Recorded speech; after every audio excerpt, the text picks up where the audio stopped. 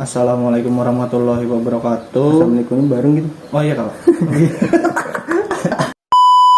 Assalamualaikum warahmatullahi wabarakatuh. Sebelumnya kami mengucapkan terima kasih banyak kepada dosen pengampu mata kuliah Manajemen Marikultur Bapak Yulius Kisworo, SPI MS.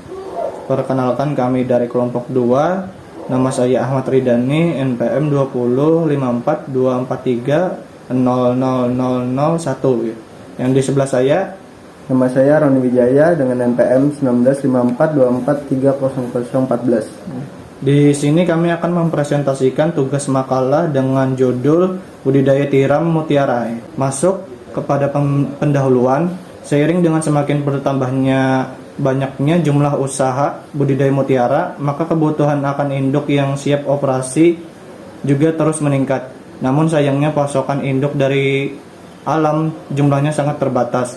Solusi yang dijalani oleh setiap perusahaan adalah melakukan kegiatan pembasaran. Permasalahan yang muncul yaitu kontinuitas dan jumlah benih atau spot dari alam tidak dapat dipastikan. Alternatif utama yang dapat ditempuh adalah melakukan penyediaan benih secara buatan melalui hatchery.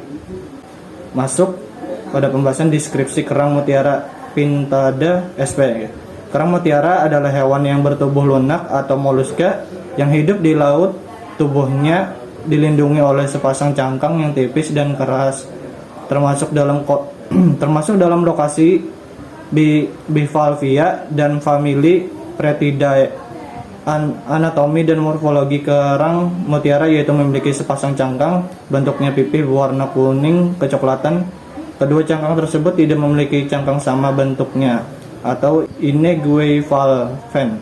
Cangkang agak pipih sedangkan cangkang kiri cembung.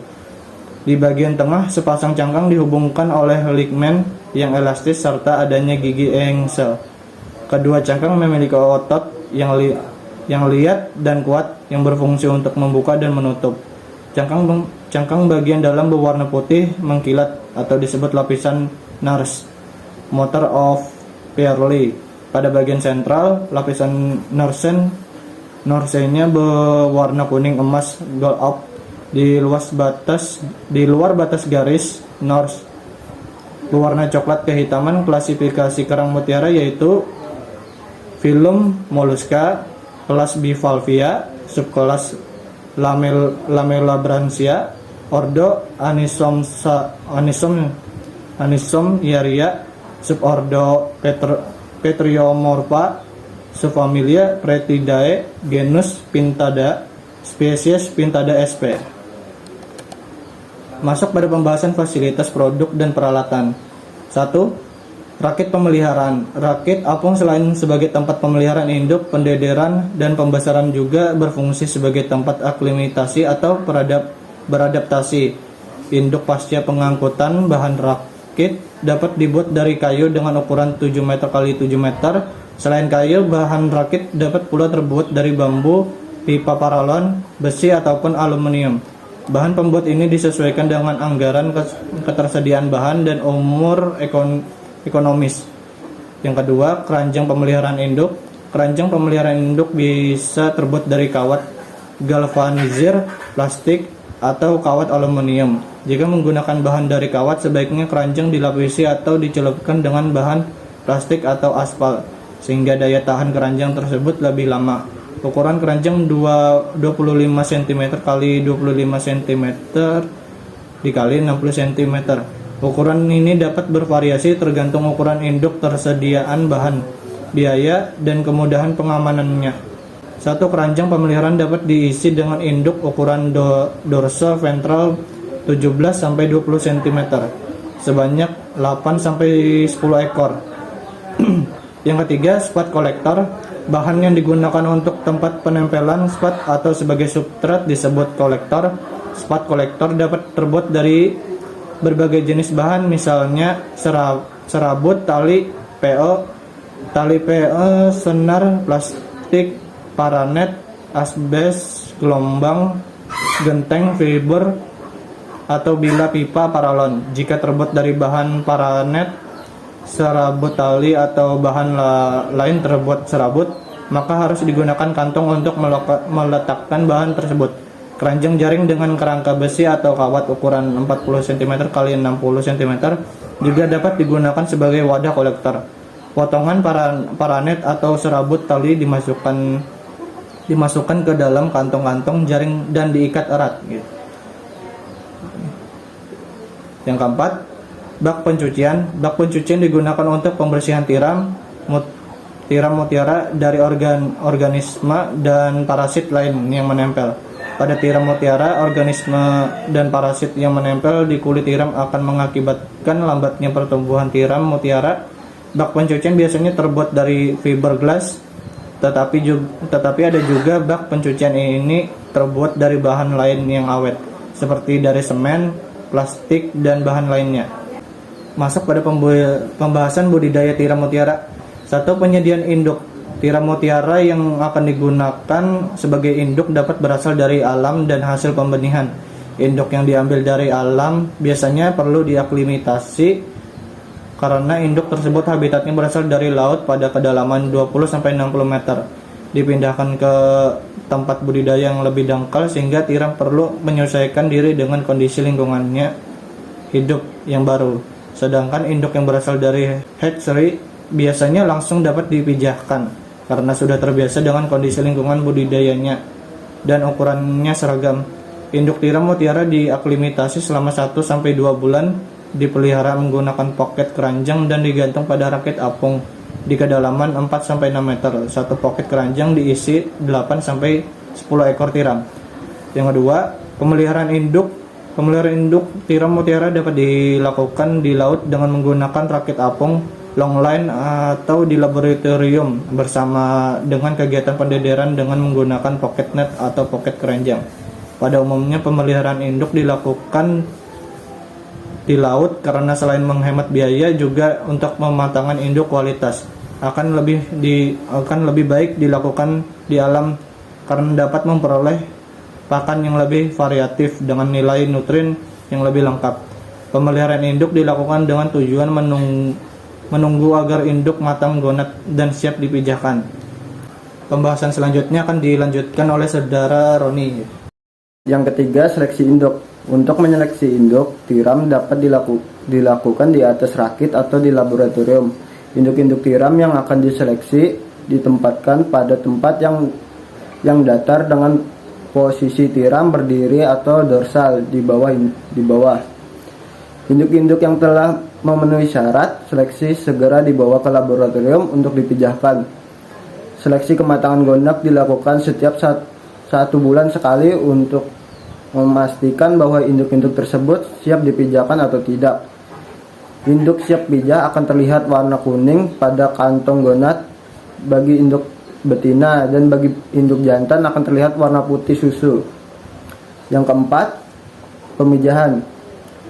Induk tiram mutiara yang digunakan untuk pemijahan berasal dari alam maupun dari hasil budidaya yang dipelihara di rakit apung atau longline.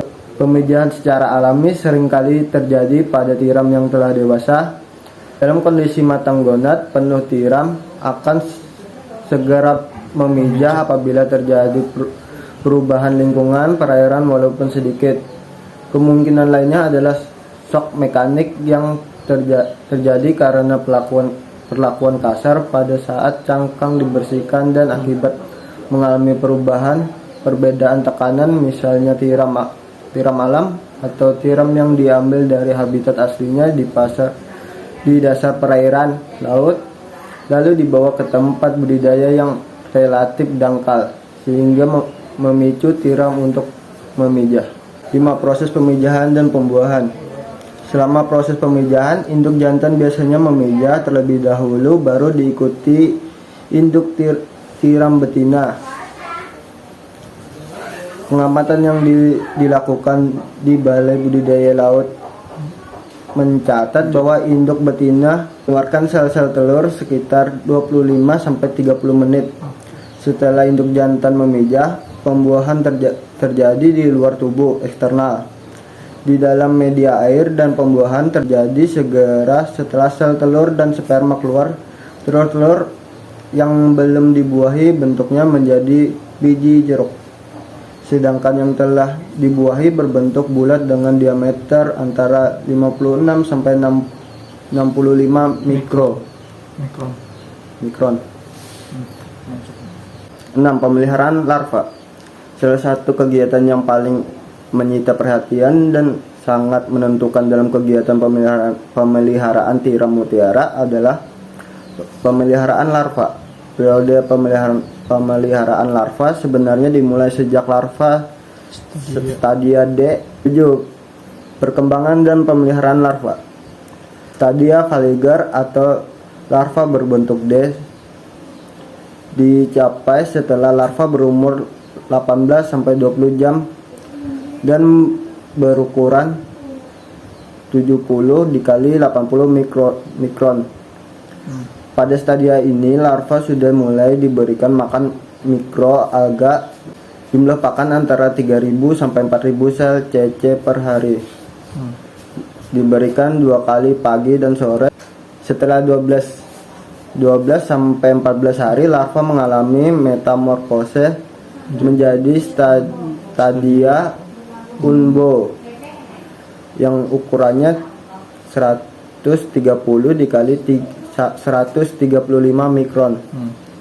Ditandai dengan adanya tonjolan umbo pada bagian dorsal. Padat penebaran larva mulai dikurangi setelah mencapai stadia unbo dengan jumlah 5 sampai 7 ekor per cc. Yang terakhir ke-8, pendederan.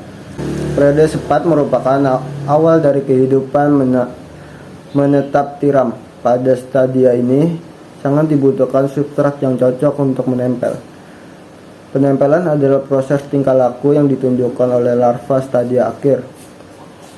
Awal larva menggunakan kakinya untuk berenang dan bergerak perlahan-lahan saat akan menempel pada substrat. Jika jenis substrat yang ditempel cocok, maka larva akan menetap. Selanjutnya akan terjadi proses metamorfose. Dari larva berubah menjadi sepat atau juvenil. Secara keseluruhan proses ini disebut menempel atau setting atau spot file yang merupakan fase kritis dalam siklus hidup tiram. Identifikasi dari faktor-faktor yang mempengaruhi keberhasilan fase menempel adalah spot file akan sangat bermanfaat atau dapat memberikan informasi tentang prosedur yang lebih efisien dalam pengembangan hatchery. Sekian pembahasan dari kami. Jika ada kesalahan kata dalam pengucapan kami memohon minta maaf. Wassalamualaikum warahmatullahi wabarakatuh.